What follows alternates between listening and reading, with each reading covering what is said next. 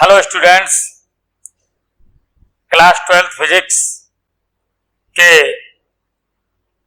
हम लोग आपस में चर्चा करने के लिए मैं आपके सामने अतुल चौहान, लेक्चरर फिजिक्स, और 12th क्लास की इस फिजिक्स में जो हमारे पास चाहे वो संख्यात्मक प्रश्न की बात है या हम थ्योरी की बात करें, गणितीय विश्लेषण की बात करें, बहुत आसान से स्टेप्स में आप लोग छोटे छोटे टॉपिक में इन बातों को यहां पर समझने का प्रयास करेंगे। मैं समझता हूं आज हम इस बुक का प्रथम चैप्टर विद्युत क्षेत्र, जैसा कि आप लोगों को पता है स्थिर विद्युत की यूनिट में ये हमारा पहला चैप्टर है। और इस चैप्टर में जैसा कि नाम से भी आपको पता चल रहा है स्थिर विद्युत की, तो दैनिक जीवन में भी आप लोगों ने ये देखा होगा कि जब शुष्क मौसम होता है तो हम लोग जब स्वेटर वगैरह उतारते हैं उस समय चिंगारी की आवाज और कुछ चिंगारी भी अपन लोगों को देखने को मिलती है। कई ऐसे उदाहरण भी आप लोगों ने देखे होंगे, जैसे जब हम कंघी से बाल बनाते हैं और उस कंघी को किसी हल्की वस्तुएं जैसे कागज के टुकड़े हैं या भूसे के तिनके हैं उनके पास ले जाते हैं तो वो आकर्षित होते हैं। या अगर कोई गुब्बारा लें और उस गुब्बारे को अपने कपड़े से रगड़कर और किसी दीवार पर चिपकाएं तो ये देखें वो घंटों तक चिपका रहता है। बरसात के समय भी आपने देखा होगा कि जब विद्युत तड़ित बिजली चमकती है आवाज के साथ।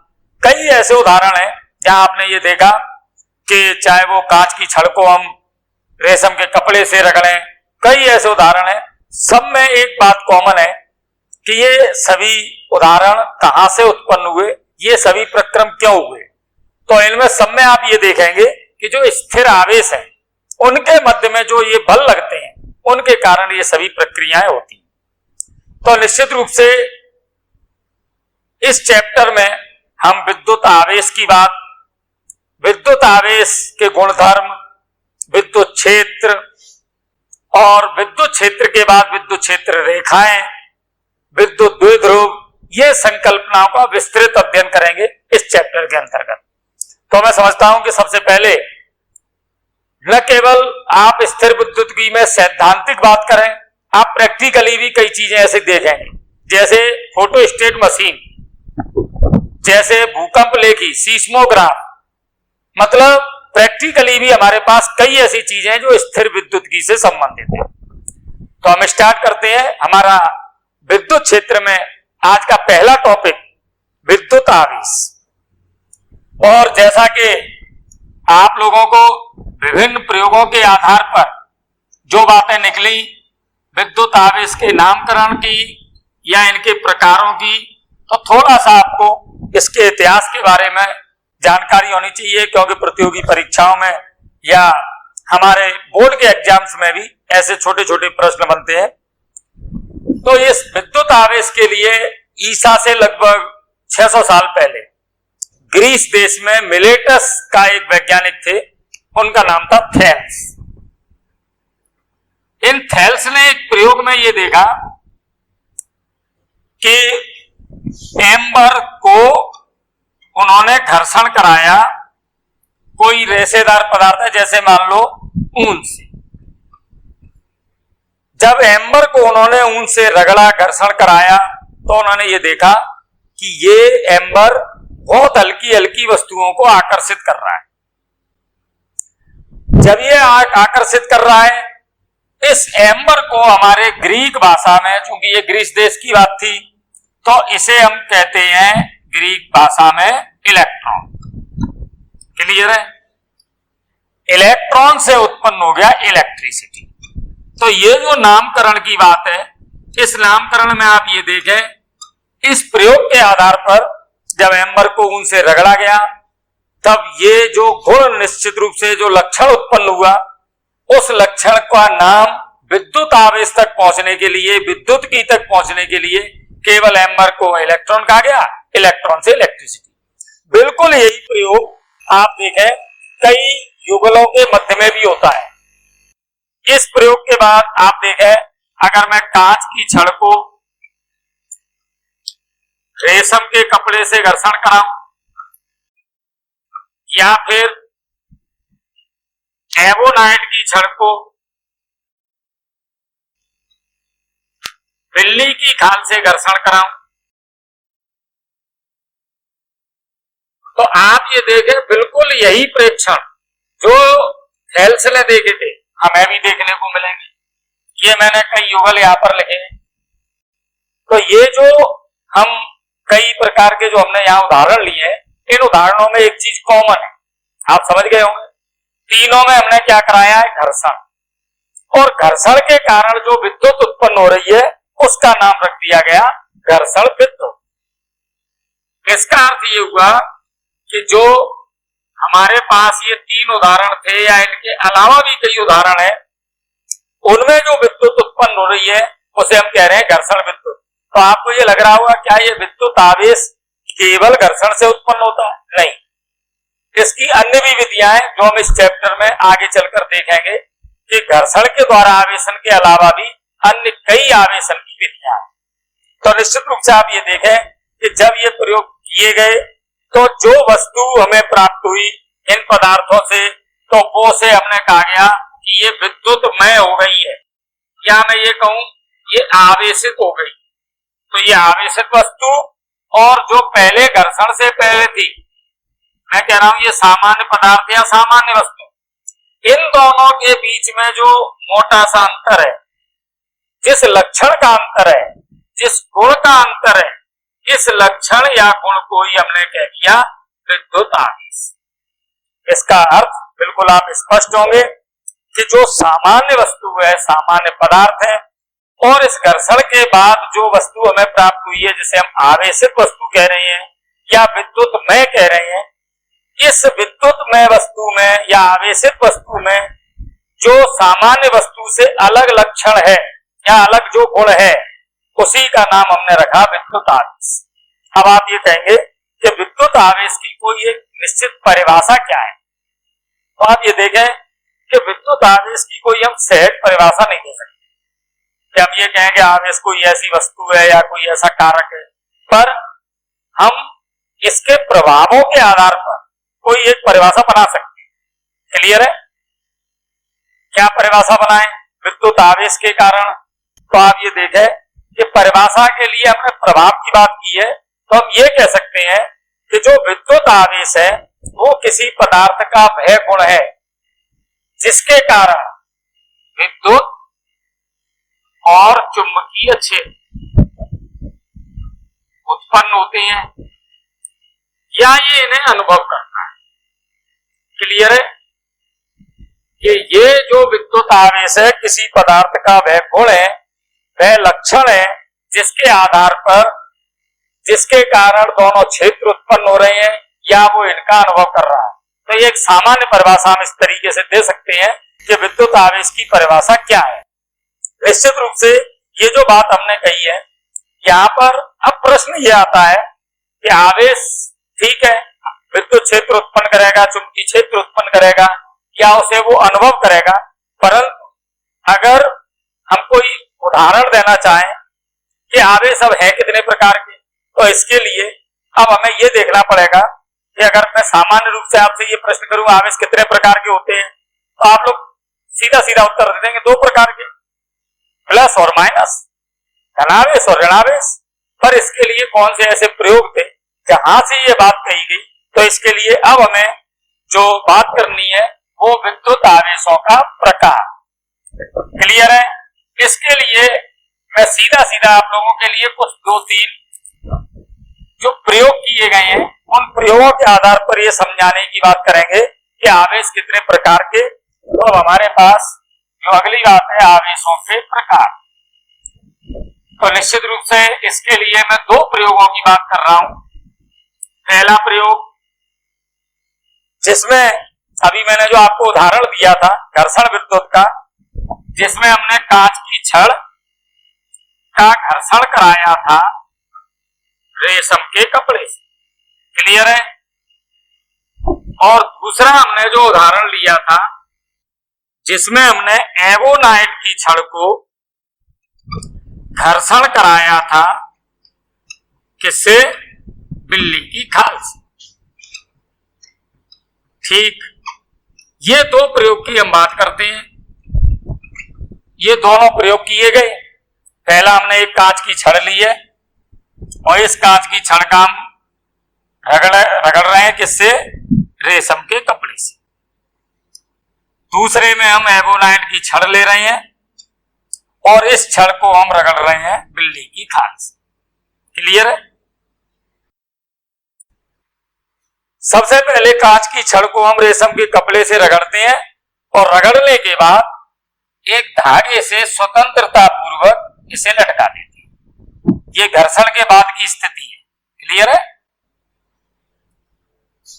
फिर दोबारा हम कोई दूसरी कांच की छड़ लेते हैं और पुनः रेशम के किसी कपड़े से रगड़ने के बाद इस कांच की छड़ के पास लाते हैं।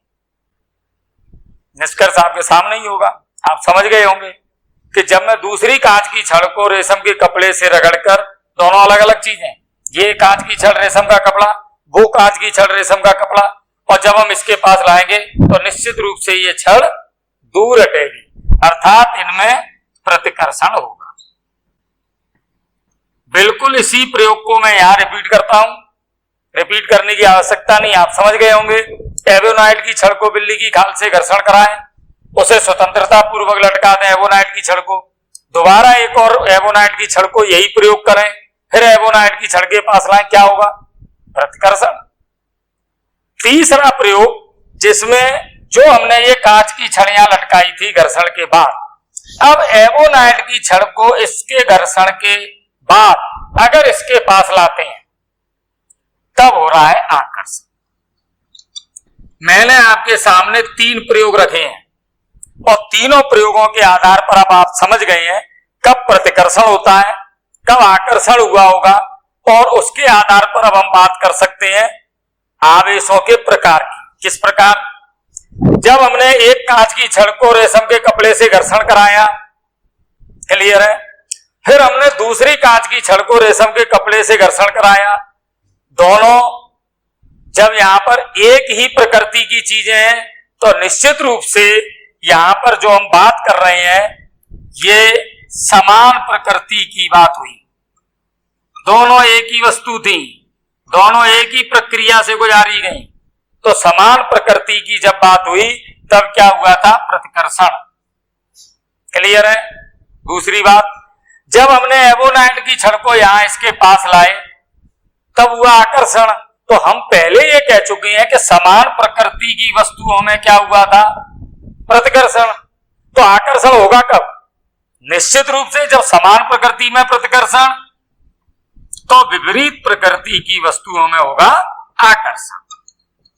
ये जो हमने 2 प्रयोग देखे प्रतिकर्षण के और आकर्षण के, इससे हमें एक बात ये पता चली कि जो समान प्रकृति की जब बात कर रहे हैं उस समय प्रतिकर्षण बल लग रहा है, दूर हट रही है। विपरीत प्रकृति की जब हम बात कर रहे हैं तब आकर्षण हो रहा है, मतलब वो पास पास आ रही है। तब एक वैज्ञानिक हुए बेंजामिन फ्रैंकलिन। ये जो वैज्ञानिक हैं इन्होंने इन आवेशों का नामकरण कर दिया स्वेच्छा से, और इन्होंने इन आवेशों का नाम रख दिया धनावेश और ऋणावेश। अब आप ये कहें धनावेश कौन सा, ऋणावेश? स्वेच्छा से उन्होंने 2 नामकरण किए, ये धनावेश है और ये ऋणावेश। अब प्रॉब्लम ये किस पे धनावेश किस पर ऋणावेश? तो यहां पर फ्रैंकलिन ने एक बात ये कही कि जब कांच की छड़ को रेशम के कपड़े से घर्षण कराया गया तो इस पर उन्होंने स्वेच्छा से मान लिया कि इस पर जो आवेश है वो धनावेश है, मतलब कांच की छड़ घर्षण के बाद हुई धनावेशित। क्लियर है? इसका मतलब ये हुआ कि जब दूसरी कांच की छड़ आई होगी तो वो भी धनावेशित। तो हम एक निष्कर्ष पर पहुंचे कि अगर सजातीय आवेश तो सजातीय आवेशों में होगा प्रतिकर्षण। क्लियर? दूसरे नंबर पर जब हम दूसरी बात कर रहे थे कि जब हम एबोनाइट की छड़ को इसके पास ले गए तब उनमें हुआ आकर्षण। तो जब सजातीय आवेशों में, एक जैसे आवेशों में प्रतिकर्षण है, तो आकर्षण फिर किसमें होगा? निश्चित रूप से विपरीत प्रकृति, और विपरीत प्रकृति धनावेश की क्या? ऋणावेश। इसका मतलब हम क्लियर हो गए कि ये जो एवोनाइट की छड़ होगी वो निश्चित रूप से किस तरह की होगी? ऋणावेश। ये दो तरह के नामकरण किए गए, धनावेश, ऋणावेश। किस पर धनावेश होगा, किस पर ऋणावेश होगा, अब हम क्लियर होंगे। इस प्रयोग के आधार पर भी हम बता सकते हैं कि कहां धनावेश होना चाहिए, कहां ऋणावेश। तो एक बार आप रिपीट कर लें। कांच की छड़ धनावेशित, तो आप ये बताएं रेशम का कपड़ा निश्चित रूप से ऋणावेशित। एवोनाइट की छड़ ऋणावेशित, तो बिल्ली की खाल धनावेशित। इस तरह से कुछ युगल ज्ञात हो गए जिनके आधार पर हम घर्षण युगल यहां पर लिख सकते हैं कि ये धनावेशित है, ये ऋणावेशित है, या ये ऋणावेशित है, ये धनावेशित है। तो आप एक लिस्टिंग भी कर सकते हैं जिसके आधार पर आप ये कह सकते हैं कि ये धनावेश है, ये ऋणावेश है।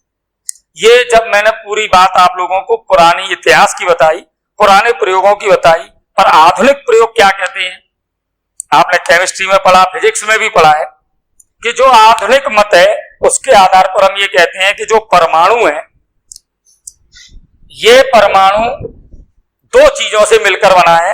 नंबर एक नाभिक और नंबर दो इलेक्ट्रॉन। क्लियर है? इस नाभिक में दो तरह के कण हैं, प्रोटॉन और न्यूट्रॉन। इस तरीके से मैं एक बात ये कहूं कि परमाणु में अब तीन तरह के कण हो गए, प्रोटॉन, न्यूट्रॉन और इलेक्ट्रॉन आधुनिक मत में, जिनमें हम कहते हैं कि प्रोटॉन धनावेशित है, क्लियर है, इलेक्ट्रॉन ऋणावेशित है और न्यूट्रॉन निरावेशित है या आवेशहीन है, या आप ये कहें इस पर कोई भी आवेश नहीं है। दूसरी बात हम ये कहते हैं कि जो परमाणु है ये वैद्युत रूप से उदासीन है। क्लियर है? अगर ये वैद्युत रूप से उदासीन है तो निश्चित रूप से इसमें जो आवेश है प्लस और माइनस इनकी संख्या बराबर होनी चाहिए। क्लियर है? तो हम ये समझ गए कि जितने प्रोटॉन होने चाहिए उतने ही इलेक्ट्रॉन होने चाहिए। तो किसी भी परमाणु में प्रोटॉनों की संख्या और इलेक्ट्रॉनों की संख्या समान। चूंकि द्रव्य परमाणुओं से मिलकर बना है और हम कह रहे हैं परमाणु विद्युत उदासीन है, तो 100% ये बात ये द्रव्य के लिए भी सही हुई कि जो द्रव्य है वो भी विद्युत रूप से उदासीन है, क्योंकि ये किससे निर्मित हुआ? परमाणुओं से। अब ये जो हमारी अवधारणा है, जो आधुनिक मत है, इस आधुनिक मत में आप प्रोटॉन की बात, इलेक्ट्रॉन की बात, न्यूट्रॉन की बात ये आप करते हैं, निश्चित है। अब प्रॉब्लम यह है कि कहां तो ऋणावेश होगा, कहां धनावेश होगा। अभी आपने एक बात कही कि प्रोटॉन और इलेक्ट्रॉनों की संख्या समान, तब वो वस्तु या वो पदार्थ विद्युत रूप से उदासीन। यदि किसी वस्तु में, किसी पदार्थ में इस उदासीन संरचना से इलेक्ट्रॉनों की संख्या अधिक है, मेरी बात दोबारा मैं रिपीट कर रहा हूं, समझें। इस पदार्थ में उदासीन संरचना की तुलना में किसकी संख्या ज्यादा? इलेक्ट्रॉन। तो ये हो गया ऋणावेशित। और अगर किसी पदार्थ में इस उदासीन संरचना की तुलना में इलेक्ट्रॉन की संख्या कम है, अब इसमें इलेक्ट्रॉन कम है, किसकी तुलना कर रहे हैं हम? इस उदासीन संरचना से, तो निश्चित रूप से ये धनावेश। तो आधुनिक मत में हम ये कहते हैं ये वस्तु ऋणावेशित क्यों? क्योंकि इसमें उदासीन संरचना की तुलना में इलेक्ट्रॉनों की संख्या अधिक। ये वस्तु धनावेशित क्यों? क्योंकि इसमें उदासीन संरचना की तुलना में इलेक्ट्रॉनों की संख्या कम। ये जो आधुनिक मत है, इसके आधार पर हम दो पदार्थों की बात करते हैं, दो तरह के पदार्थ, एक चालक और दूसरा कुचालक। कुचालक भी कह देते हैं, कहीं कहीं आपने इसे विद्युत रोधी पढ़ा होगा, कहीं कहीं आपने इसे परावैद्युत पढ़ा होगा, कुछ भी नाम रख सकते हैं। चालक जिनमें विद्युत आवेशों का मुक्त प्रवाह होता है, जिनमें मुक्त आवेश गति कर सकते हैं। अगर आवेश गति कर रहे हैं स्वतंत्रता पूर्वक, तब तो वो चालक, और जिनमें गति नहीं कर रहे कुचालक। उदाहरण देखें, आप लोगों ने केमिस्ट्री में देखा है, फिजिक्स में भी, पिछली क्लासों में भी देखा होगा, छोटी कक्षाओं में भी आपने चालक को चालक में पढ़ा होगा। चालक जैसे कोई उदाहरण दें, तांबा, जितनी धातु हैं सब चालक। कुचालक का उदाहरण अभी मैंने कुछ लिखा था, कांच, एबोनाइट, ये सभी कुचालक। तो ये आधुनिक मत के आधार पर चालक की कुचालक की कुछ बात हुई। अब बात ये है कि ये जो हम आवेशन की बात कर रहे हैं, अभी हमने कहा ये धनावेशित है या ये ऋणावेशित है, तो आवेशन की कितनी विधियां हैं? तो निश्चित रूप से अभी हमने एक विधि की बात की थी, घर्षण। इसके अतिरिक्त भी विधियां हैं। तो हमारे पास अब इस टॉपिक में, जिसमें मैं आवेशन की विधियों की बात कर रहा हूं, 3 तरह की विधियों की बात करूंगा। नंबर 1 घर्षण, नंबर 2 चालन, चालन कह सकते हैं, स्पर्श कह सकते हैं, और नंबर 3 अपने पास प्रेरण। अब मेरे पास आवेशन की जो 3 विधियों की मैं बात कर रहा हूं, पहली घर्षण, जैसा कि अभी आपने कई प्रयोगों में देखा, घर्षण द्वारा आवेशन। दूसरी हम बात करेंगे चालन या स्पर्श द्वारा आवेशन, और तीसरी बात करेंगे प्रेरण द्वारा आवेशन। तो सबसे पहली बात हम शुरू कर रहे हैं घर्षण द्वारा आवेशन की।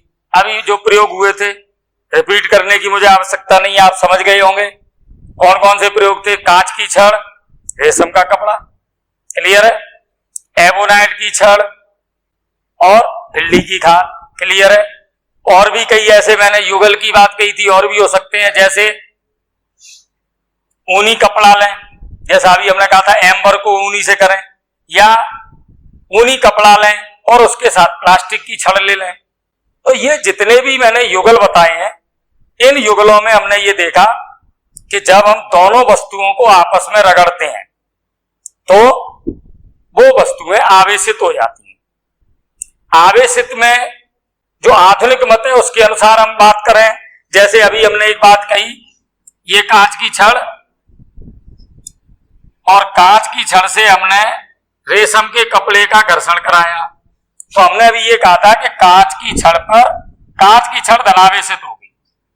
इसका अर्थ क्लियर ये हुआ कि इस कांच की छड़ से इलेक्ट्रॉन इस रेशम के कपड़े में स्थानांतरित हुए होंगे। अभी हम कह रहे थे कैसे, हमने कहा था धनावेशित, कैसे ऋणावेशित, इलेक्ट्रॉन की कमी हो गई धनावेशित, इलेक्ट्रॉन बढ़ गए ऋणावेशित। चूंकि कांच की छड़ धनावेशित है तो निश्चित रूप से इस कांच की छड़ से इलेक्ट्रॉनों का प्रवाह, इलेक्ट्रॉनों का स्थानांतरण कहां हुआ होगा? रेशम के कपड़े पर। इस कारण से यहां इलेक्ट्रॉन की अधिकता और यहां इलेक्ट्रॉन की कमी। तो हम ये कह रहे हैं कांच की छड़ हो गई धनावेशित और रेशम का कपड़ा हो गया ऋणावेशित। इसका अर्थ ये हुआ कि घर्षण विद्युत में जब हम एक पदार्थ को दूसरे पदार्थ से घर्षण कराते हैं, रगड़ते हैं, तो कांच की छड़ का जो स्पर्श बिंदु है, इस स्पर्श बिंदु से इस रेशम के कपड़े में इलेक्ट्रॉनों का स्थानांतरण होता है। अब आप ये देखें, मैंने कहा संपर्क बिंदु। अब कांच की छड़ आप ये देखें इससे भी बड़ी होगी, और जब मैं इसे रगड़ूंगा तो आप ये समझ रहे होंगे कि संपर्क बिंदुओं की बहुत अधिकता होगी। क्लियर है? संपर्क बिंदु यहां पर मैं एक ले रहा हूं, और जबकि मैं रगड़ में कितने कर रहा हूं? बहुत। तो ये भी हम समझ गए कि अगर संपर्क बिंदुओं की अधिकता होगी तो निश्चित रूप से आवेश का स्थानांतरण भी अधिक होगा। क्लियर से सुने।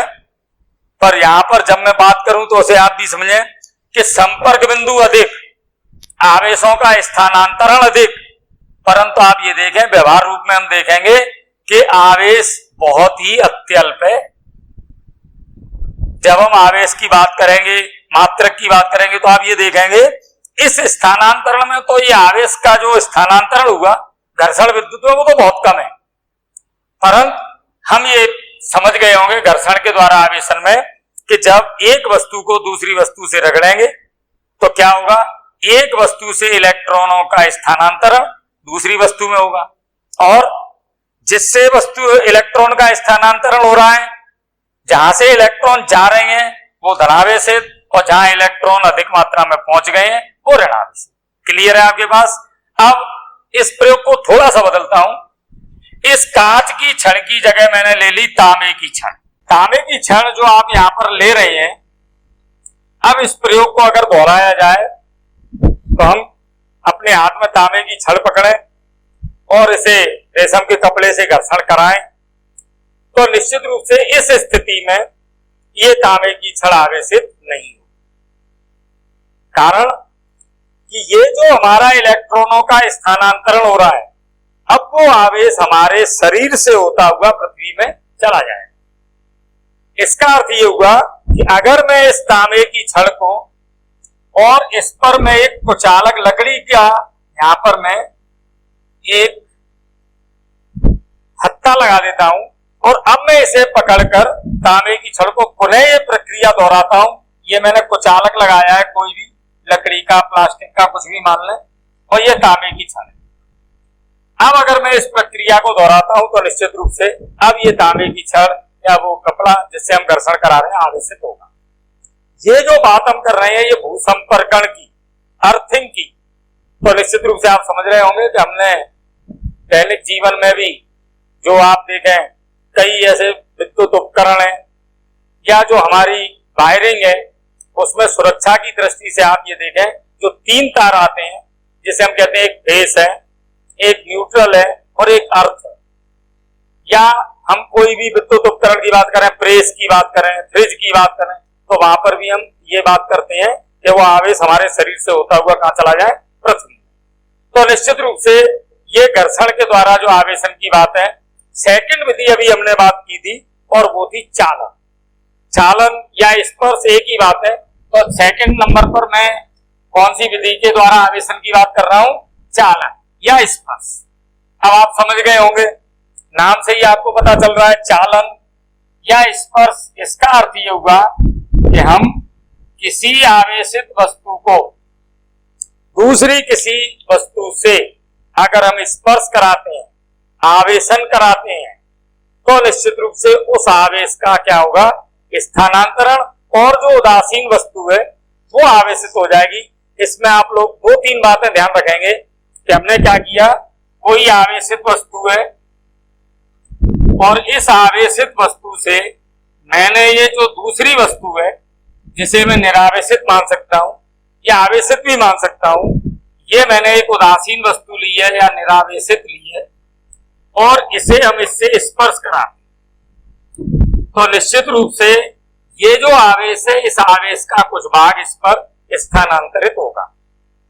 अब आप ये देखें कि अगली क्लासों में भी हम ये बात करने वाले हैं, 2 तरह के जो पदार्थ थे, एक था चालक और एक था कुचालक। इन दोनों में अगर हम आवेश देते हैं स्पर्श विधि द्वारा या अन्य किसी भी विधि द्वारा, तो चालक की यह विशेषता होती है कि जैसे ही हम इसे आवेश देंगे तो जो आवेश दिया जाता है वो इस प्रकार से पुनर्वितरित होता है कि पूरा आवेश इसके बाहरी पृष्ठ पर उपस्थित होता है चालक। जबकि कुचालक को जब हम आवेश देंगे तो जिस स्थान पर आपने आवेश दिया है वो आवेश उसी स्थान पर रहेगा। दोनों में अंतर आप समझ गए होंगे कि चालक में वो पूरा आवेश किस तरीके से व्यवस्थित हुआ है कि वो आवेश उस चालक के बाहरी पृष्ठ पर समान रूप से वितरित हुआ, जबकि कुचालक में वो जिस स्थान पर आप देने का प्रयास कर रहे हैं वहां पर है। अब बात ये थी कि जो संपर्क में 2 वस्तुएं आई, ये दोनों वस्तुओं में कैसा आवेश स्थानांतरित होगा, तो क्लियर है, अगर मेरे पास वस्तु धनावेशित है तो निश्चित रूप से अगर मैं किसी से संपर्क कराऊंगा इस वस्तु का तो वो भी धनावेशित होगी।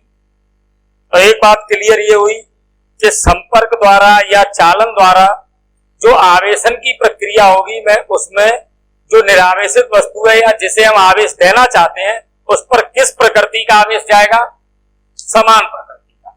धनावेशित वस्तु है तो वो भी वस्तु धनावेशित हो जाएगी। क्लियर है। दूसरी बात हम ये कहें कि जो चालन की विधि है इसे हम किस प्रकार से कर सकते हैं, एक मैं उदाहरण देता हूं आपको। ये कोई चालक है गोला, ये कुचालक स्टैंड है और ये भी एक चालक गोला है, कुचालक स्टैंड पर रखा है। 2 मैंने गोले लिए, दोनों चालक हैं। जो बी गोला है मान लेते हैं ये धनावेशित है।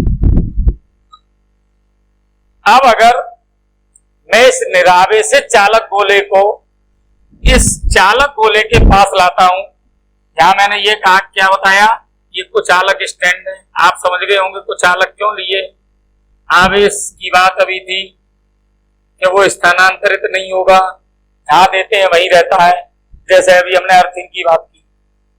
अब दूसरे हमने स्टेप पर इन दोनों गोलों को स्पर्श कराना। क्लियर है, जो ए गोला है और बी गोला है दोनों को मैंने जब स्पर्श कराया तो जो बी गोला धनावेशित था इसमें से कुछ आवेश ए पर आ गया। और जैसा कि अभी हमने कहा चालक में क्या होता है, आवेश जब हम देते हैं तो वो पूरे पृष्ठ पर बाहर वितरित होता है समान रूप से। अब हम इन दोनों गोलों को अलग अलग कर देंगे। बस 3 चित्रों से आप समझ गए होंगे कि मैंने इसे आवेशित कैसे किया है ए गोले। क्लियर है, ये चालन विधि द्वारा हम आवेशन कई वस्तुओं का, कई पदार्थों का कर सकते हैं। क्लियर है। अब बात यह है कि ये जब आवेश का स्थानांतरण हुआ तो जो नेट आवेश है पहली स्थिति में और अंतिम स्थिति में, इसमें कहीं भी कोई क्षरण या वृद्धि नहीं। जितना आवेश वो उस समय था उतना ही आवेश इस समय। ये हमारी विधि थी चालन। तीसरी विधि जो बहुत ही महत्वपूर्ण है, जिसमें हम ये कह रहे हैं कि न तो हम किसी वस्तु को आपस में संपर्क करा रहे, दोनों में आप देखें कॉमन बात थी, घर्षण में रगड़ने की बात थी, दोनों वस्तुएं स्पर्श कर रहे हैं। नंबर 2 चालन या स्पर्श में सीधी सीधी हमने बात की, दोनों वस्तुओं को स्पर्श कराना है।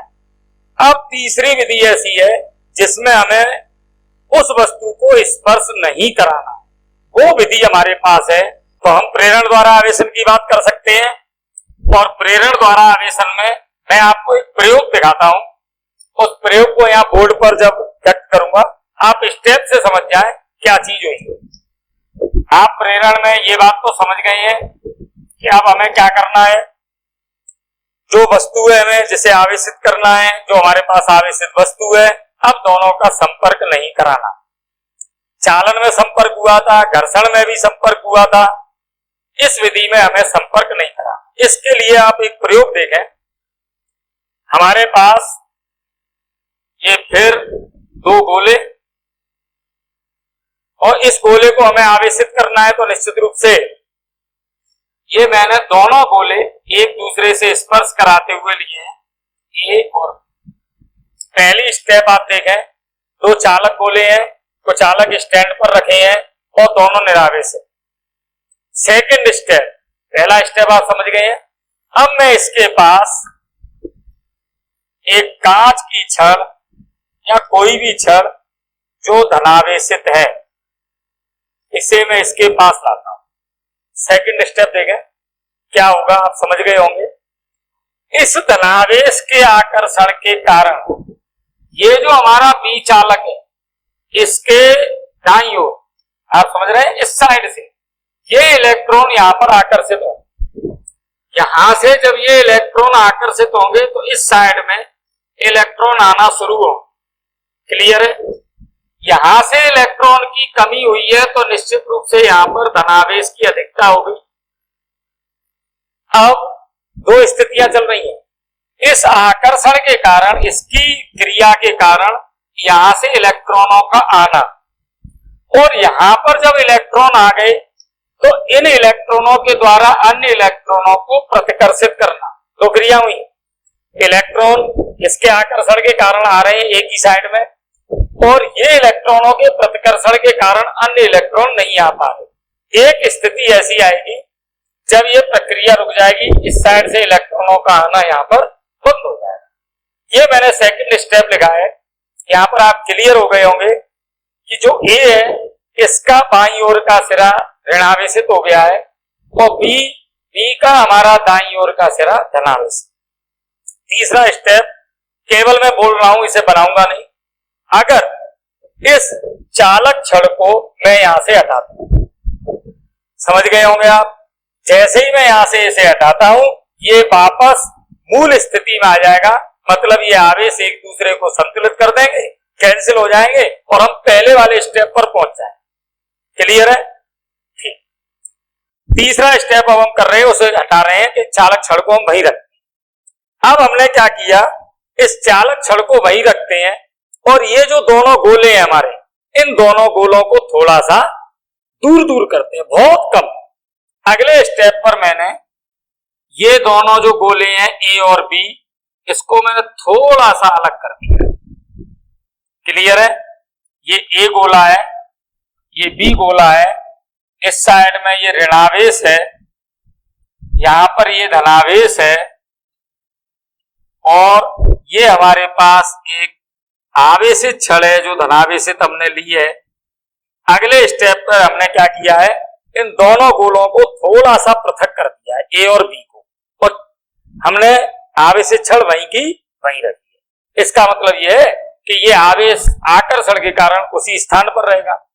क्लियर है? अगला स्टेप, अगले स्टेप पर मैं ये करता हूं कि इस आवेशित छड़ को हम यहां से हटा देते हैं। आवेशित छड़ मैंने हटा दी है, ये माइनस आवेश है, ये प्लस आवेश है। अगले स्टेप पर जैसे ही हम इस आवेशित छड़ को हटाते हैं, इनके मध्य की दूरी बहुत कम है, हमने थोड़ा सा पृथक किया है, इन आवेशों का आपस में आकर्षण होगा और ऋणावेश इस साइड में और धनावेश इस साइड में आ जाए। समझ रहे हैं आप? आकर्षण बल के कारण। क्लियर है? आपने जब प्रथम स्टेज में ये धनावेश से छड़ यहां पर लाए थे, इलेक्ट्रॉन यहां से आकर्षित हुए थे पर बाहर नहीं निकल सकते थे, आबद्ध थे, उसके अंदर ही रहेंगे। इस स्थिति में आकर्षण के कारण यहां पर ऋणावेश और आकर्षण के कारण इसी के पास वाले पृष्ठ पर धनावेश। बस अगले स्टेप पर हम क्या करेंगे, इन दोनों गोलों को बहुत दूर ले जाएंगे और जैसा कि हम कह रहे थे कि चालक की क्या विशेषता थी कि वो आवेश को इस प्रकार पुनर्व्यवस्थित करता है कि वो पृष्ठ पर पूरे पर समान रूप से फैल जाता है। तो अगर इसे मैं कहूं तो ये तो ऋणावेश है, इस पर पूरे पर ऋणावेश, और अगर इसे कहूं तो ये धनावेश, या इसे धनावेश यहां कह दें, ऋणावेश उसे कह दें, किसी को भी एक पर, दोनों पर, यह निश्चित है कि विपरीत प्रकृति का आवेश होगा। ये एक हमने प्रेरण की विधि बताई है जिसमें हमने कोई एक आवेशित छड़ उसके पास लाए थे, स्पर्श नहीं कराई थी और उसके कारण हमने ये चालक गोले आवेशित किए। यहां मैंने दो गोले लिए। अगर आप ये कहेंगे किसी एक गोले को लें, एक गोले का उदाहरण देखें, चलें उसको भी हम एक उदाहरण से देखते हैं। हमारे पास एक चालक गोला है और कुचालक स्टैंड पर रखा है। क्लियर है? ये ले, कुचालक स्टैंड पर रखा है, अब तो गोला एक ही लिया है और हमें अब ये प्रेरण के द्वारा आवेशित करना है। अब आप मुझे ये बताएं कि मुझे प्रेरण के द्वारा ये धनावेशित करना है, तो इसका मतलब मैं इसके पास कौन सी छड़ लेकर आऊंगा? धनावेशित करना है, निश्चित रूप से माइनस। तो अब मैं इसके पास कैसी आवेशित छड़ लेके गया? ऋणावेशित, ये माइनस, ऋणावेशित छड़। आप समझ गए होंगे, अभी वाली प्रक्रिया को दोहराएं। क्या हुआ होगा, इस साइड के ये जो दाईं ओर के कुछ इलेक्ट्रॉन है, यहां के इलेक्ट्रॉन प्रतिकर्षित हुए होंगे। अब देखें, मैं धनावेश नहीं बोल रहा, ऋणावेश। यहां के इलेक्ट्रॉन प्रतिकर्षित हुए होंगे, इस साइड में इलेक्ट्रॉन जब पहुंचेंगे तो यहां पर ऋणावेश और यहां इलेक्ट्रॉन की कमी होने से यहां पर धनावेश। क्लियर है? दोबारा बात समझें कि इस साइड में कौन सा माइनस को लेके गए प्लस आएगा, इस साइड में माइनस हो जाएगा। और हमने वही पहली वाली बात, कब तक ये स्थानांतरण चलेगा इलेक्ट्रॉन का? जब तक दोनों बल एक दूसरे को संतुलित नहीं करेंगे। कौन कौन से दोनों? इस छड़ के द्वारा इलेक्ट्रॉनों का प्रतिकर्षण और यहां पर इलेक्ट्रॉन के आने के कारण यहां से इलेक्ट्रॉनों का प्रतिकर्षण या प्लस का आकर्षण, दोनों संतुलित हो जाएंगे, ये प्रक्रिया रुक जाएगी। अब अगले स्टेप पर हम क्या करें? अगले स्टेप पर मैंने ये किया कि ये जो चालक गोला था जिसके इस भाग में माइनस आवेश है, इस भाग में प्लस आवेश है, ये हमारी कोई आवेशित छड़ है जिस पर ऋणावेश है, मैं इस गोले के दाईं ओर से इसे करता हूं भूसंपर्कित। समझ गए होंगे? भूसंपर्कित का मतलब इसे जब मैं पृथ्वी से जोड़ूंगा, ये माइनस ये इलेक्ट्रॉन, इस पूरे साइड के इलेक्ट्रॉन कहां चले गए? पृथ्वी में। तो निश्चित रूप से ये पूरा आवेश जो इलेक्ट्रॉन है, जिसे हम ऋणावेश कह रहे हैं, कहां पहुंच गया? पृथ्वी। क्लियर है? अगला स्टेप, पहला स्टेप में दोनों, ये चालक गोला था, निरावेशित था, दूसरे में इसके पास लाए, तीसरे में इसे हमने भूसंपर्कित किया। चौथे स्टेप पर हम क्या करेंगे? अब हमने ये जो भूसंपर्कण है ये तोड़ दिया, यहां से मैंने जो भूसंपर्कित किया था हटा दिया, और ये आवेश कैसा है? प्लस। क्लियर है? ये हमारे पास छड़ कैसी है? माइनस। हमने क्या किया है? जो भूसंपर्कण है वो हटा दिया, तो ये पूरा यहां से आवेश भूसंपर्कित हो गया था, पृथ्वी में चला गया था। ये चौथी स्टेप और लास्ट। अब मैं इस छड़ को हटा देता हूं, पूरा आवेश इस चालक के पृष्ठ पर समान रूप से वितरित। ठीक है? पहले में दोनों चालक गोला था, निरावेशित था, यहां मैंने दूसरे स्टेप में यह किया, चालक छड़ को लाया। तीसरे में हमने क्या किया? भूसंपर्कित किया। चौथे में भूसंपर्कण हटा दिया, और लास्ट में हमने वो आवेशित छड़ को हटा दिया। अब ये धनावेशित है। मैं आप लोगों से कहूंगा कि आप भी प्रैक्टिस करें। ये मैंने गोले को किस प्रकार का आवेश दिया है? प्लस। आप माइनस की प्रैक्टिस करें तो निश्चित रूप से आप समझेंगे। अब मुझे केवल ये बदलना है, ये धनावेशित छड़ लेनी। सही है? इसका अर्थ ये हुआ कि अब हम ये आवेशन की प्रक्रिया में कुछ तथ्यों को समझ गए हैं। कुछ चीजों पे आपको ध्यान देना है, 3-4 चीजें। कौन कौन सी? नंबर 1, आप ये देखें, मान लेते हैं कि दो समान गोले हैं, बिल्कुल उनमें सब चीज समान है, द्रव्यमान और धातु भी समान मान लें। दो गोले हैं और दोनों कैसे हैं? सर्वसम धातु के गोले हैं मान लो। अब हमने एक को आवेश दिया प्लस क्यू और दूसरे को इतना ही माइनस क्यू। ठीक है? मेरा प्रश्न ये है कि जब हमने समान परिमाण का आवेश दिया है परंतु विपरीत प्रकृति है, एक को प्लस एक को माइनस, तो क्या इनका द्रव्यमान समान होगा? देखने में तो लग रहा है आवेश बराबर बराबर दिया है, समान द्रव्यमान होना चाहिए, पर नहीं। आप समझ गए होंगे कि जब मैंने यहां पर माइनस आवेश दिया है, इसका मतलब मैंने इसमें इलेक्ट्रॉन दिए हैं, इसमें इलेक्ट्रॉन की अधिकता है, जबकि यहां से हमने इलेक्ट्रॉन लिए हैं तो इसमें इलेक्ट्रॉन की कमी। अब आप मुझसे ये कहेंगे बात तो सही है, पर इलेक्ट्रॉन का द्रव्यमान ही कितना होता है साहब? बिल्कुल क्लियर, इलेक्ट्रॉन का द्रव्यमान तो अत्यंत सूक्ष्म है, 9.1 इंटू 10⁻³ किलोग्राम। बात सही है कि द्रव्यमान में अंतर तो होगा, पर ये इतना सूक्ष्म होगा कि हम व्यावहारिक रूप से इसे लेते नहीं। क्लियर है? दूसरी बात हम ये कहें कि मुझे ये चेक करना है, मतलब मुझे विद्युतीकरण की जांच करनी है। जांच समझ गए आप कि ये वस्तु आवेशित है या नहीं? क्लियर है? कैसे हो? तो अब दो चीजें थी हमारे पास, आकर्षण और प्रतिकर्षण। देखें आप, अगर सजातीय आवेश है आकर्षित करेगा, ये प्रतिकर्षित करेगा, और विजातीय है तो वो आकर्षित या प्रतिकर्षित, प्रयोग में देखा था। सजातीय में प्रतिकर्षण होता है, विजातीय में आकर्षण होता है। अब आप ये कहें कि मैं कोई एक आवेशित वस्तु ले जाऊंगा और अगर वो वस्तु आकर्षित होती है तो जो मैं ले गया था, जैसे मैं ले गया था धनावेशित, तो वो ऋणावेशित होगी क्योंकि आकर्षण हुआ है, या मैं ऋणावेशित ले गया तो वो धनावेशित होगी, पर नहीं। विद्युतीकरण का सही परीक्षण होगा प्रतिकर्षण। क्यों? क्लियर है कि आकर्षण तो आवेशित और निरावेशित में भी होता है, सही है ना? इसका मतलब ये हुआ कि विद्युतीकरण का सही परीक्षण किसके द्वारा? प्रतिकर्षण।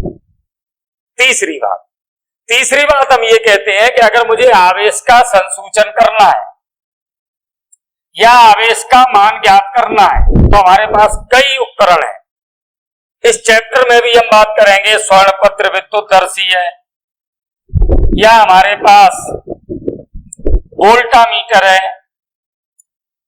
इस तरह से संसूचन के लिए, उसका मान ज्ञात करने के लिए हमारे पास कई उपकरण हैं, जिनमें से हम कहते हैं प्रक्षेप धारामापी है, वोल्टामीटर है, स्वर्णपत्र विद्युतदर्शी है। इनसे हम उसका पहचान और उसका मान भी ज्ञात कर सकते हैं।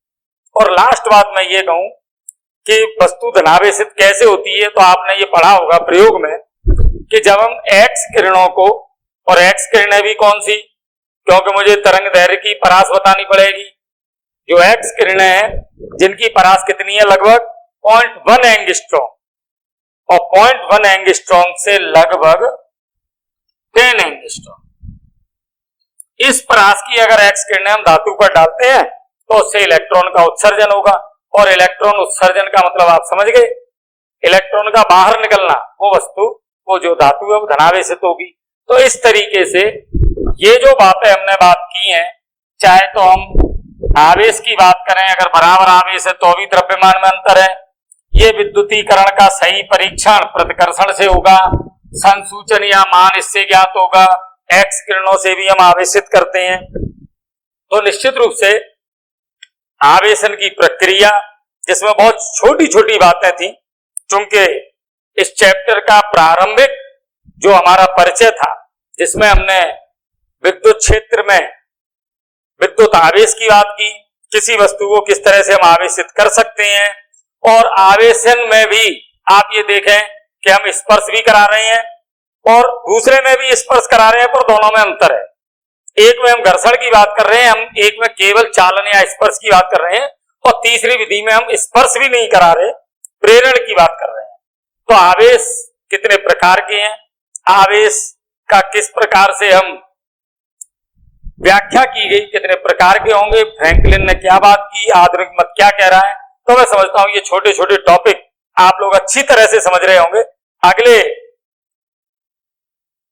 सत्र के लिए या अगले हम टॉपिक के लिए हमारे पास आवेश से आगे जब हम विद्युत क्षेत्र की बात करेंगे तो आप लोग समझ रहे हैं कि बहुत सरलतम, मैं तो ये कहूंगा कि ये जो फिजिक्स है इसमें बहुत छोटी छोटी चीजें जिसे आप केवल समझें, और कहीं आपको याद करने की आवश्यकता नहीं है। बहुत सूक्ष्मता में इतना आप पहुंच जाएंगे, क्योंकि आप किस प्रकार से हम उसके नामकरण से लेकर विद्युत क्षेत्र की उत्पत्ति तक, विद्युत क्षेत्र का मान ज्ञात करने तक, इन बातों को हम कर सकते हैं। तो मैं समझता हूं कि आप लोग इन बातों को समझ रहे हैं, और थोड़ा सा नोट्स भी आप देखते रहें, जिससे आप एक बार जब उसे पढ़ेंगे तो अच्छी तरह से और भी समझ सकेंगे। धन्यवाद।